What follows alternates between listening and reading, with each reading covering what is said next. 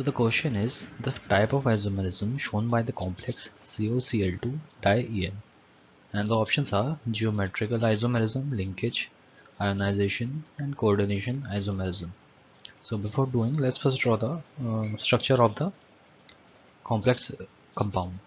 So uh, we'll draw the CO, and this is Cl, and then we have En.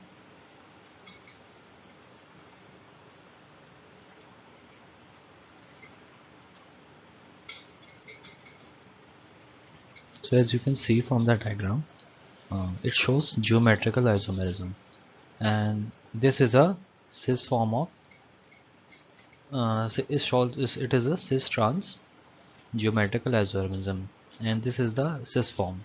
So now let's draw the transform of this isomerism.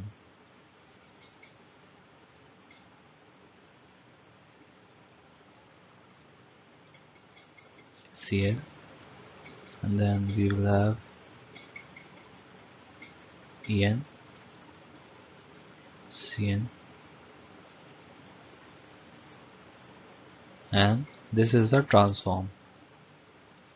So as you can see, it forms a cis trans geometrical isomerism. So the option first will be the answer.